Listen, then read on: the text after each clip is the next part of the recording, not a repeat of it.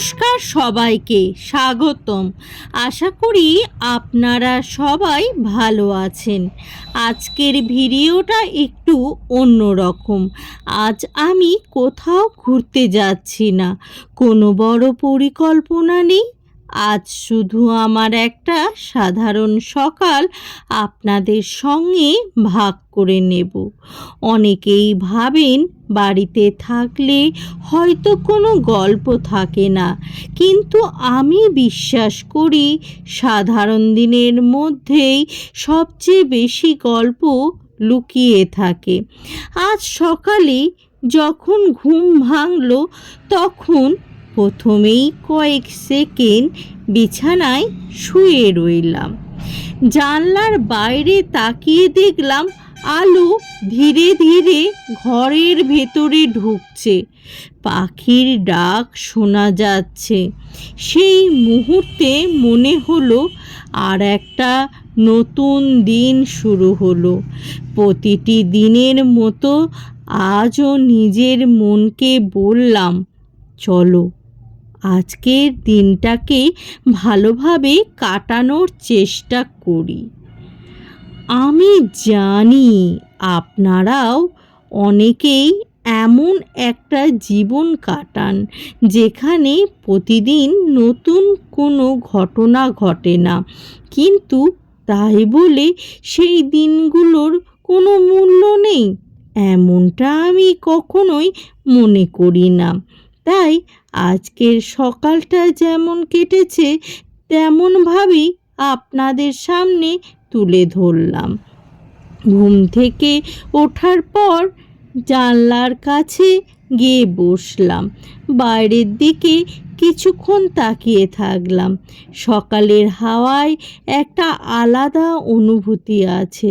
তখন মনে হচ্ছিল আমরা কত ব্যস্ত হয়ে গেছি, ছোট ছোট মুহূর্তগুলো আমরা যেন উপভোগই করতে ভুলে গেছি।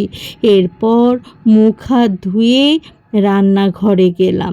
প্রতিদিনের মতন আজও নিজের জন্য এক কাপ চা বানালাম, কিন্তু তার আগে একটা কাজ করেছি কি জানেন? ওপরে একটু গিয়ে নিজের জন্য ঘোরাঘুরি করেছি, আর তার সাথে একটা ফুল নিয়েও আমি নিজের জন্য নিজেকে সাজিয়ে তুলেছিলাম। সেটাও কিন্তু ভিডিওতে দেখতে পাবে। তো চলো গল্পটা আবার শুরু করি। আমার কাছে সকালের চা শুধু একটা পানীয় নয়, দিনের শুরুটা একটু শান্তভাবে করার একটা অজুহাত। চায়ের কাপ হাতে নিয়ে চুপচাপ বসেছিলাম, কোনো গান চালাইনি, টিভিও চালাইনি, শুধু নিজের সঙ্গে একটু সময় কাটাচ্ছিলাম। এই সময়টাই আমি প্রায় ভাবি, জীবনে আমরা কত কিছু নিয়ে দুশ্চিন্তা করি, ভবিষ্যৎ, কাজ, স্বপ্ন, সব কিছু নিয়ে। কিন্তু আজ নিজেকে বললাম এবং প্রশ্ন করলাম, সব প্রশ্নের উত্তর আজই খুঁজতে হবে না। আজকে দিনটা শুধু ভালোভাবে কাটাই।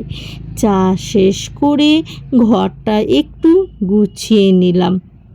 কাজ করতে করতে একটা কথা বারবার মনে হচ্ছিল, আমরা প্রায় অন্যের জীবন দেখে ভাবি সবাই খুব সুখে আছে, কিন্তু সত্যিটা হলো প্রত্যেক মানুষের জীবনে কিছু না কিছু অদৃশ্য লড়াই থেকেই থাকে, বাইরে থেকে যেটা বুঝতে পারা যায় না।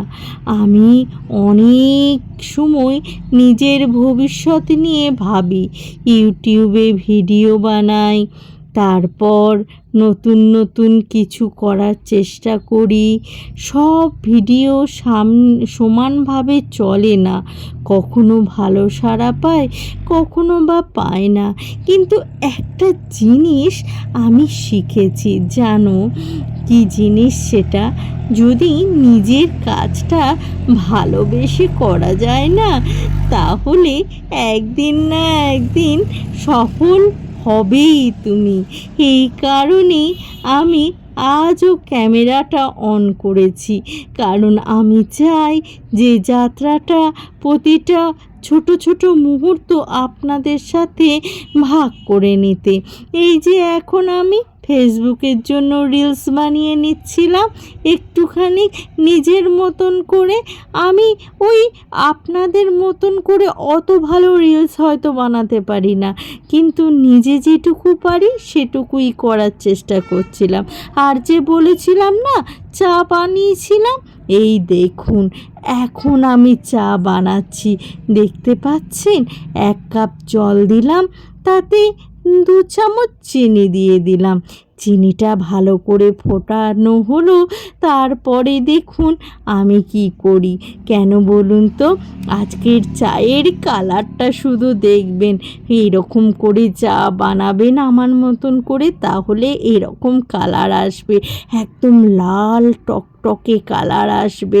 অনেকেই তো শুনেছেন লাল লাল ঝাল ঝাল মাংসের ঝোল, আজকে চায়ের কালারটাই লাল লাল করে ফেলুন না। কিভাবে করতে হয় শিখে নিন ট্রিক্সটা। এই রকম করে করবেন। প্রথমে চিনি আর জলটাকে ভালো করে ফুটতে দিলেন। ফোটা হওয়ার পর তারপরে একটুখানি ওই 1/2 চামচ মতন আপনারা দিলেন চা পাতা। চা পাতা দেওয়ার পর আমি চায়ের গুঁটিটা ইউজ করেছিলাম, তো চায়ের গুঁটিটা দিলেন।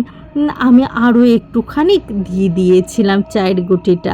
তো চায়ের গুঁটিটা দেওয়ার পর এটাকে আরও একটুখানি ভালো করে ফোটাতে হবে, যাতে জলো জলো ব্যাপারটা যেন না থাকে, আর চায়ের গুঁটি থেকে যেন কালারটা খুব সুন্দরভাবে বেরিয়ে আসে, সেই চেষ্টাই করতে হবে। তো সেই জন্য আমি অপেক্ষা করেছিলাম। তো অপেক্ষা করতে করতে দেখো বারবার নাড়া দিচ্ছিলাম, আর কি সুন্দর এটা কিন্তু ফুটে উঠছিল।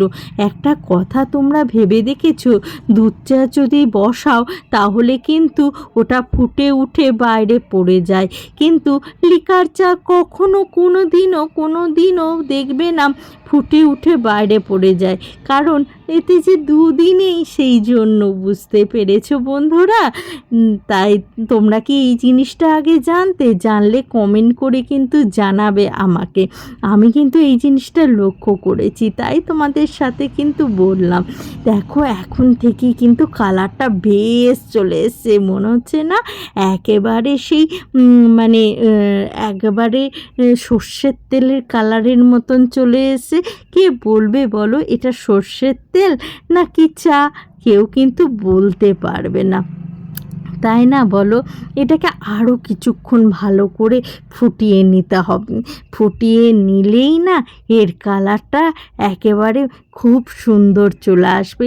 একটু ফোটালেই মানে গুটিগুলো থেকে ভালো রং ঝরে, আর রঙগুলো কি সুন্দর হয়ে যায় তখন। চা পাতার টেস্টটাই না, মানে লিকার চা খাচ্ছ সেটাই বুঝতে পারবে না, এত সুন্দর চিনি আর জল আর চা পাতা দিয়ে যে এত সুন্দর চা হয় তা তোমরা আগে বুঝতে পারবে না। দেখো তোমরা, আমি এবার চাটা ঢেলে নিচ্ছি, এরপর কালারটা দেখবে।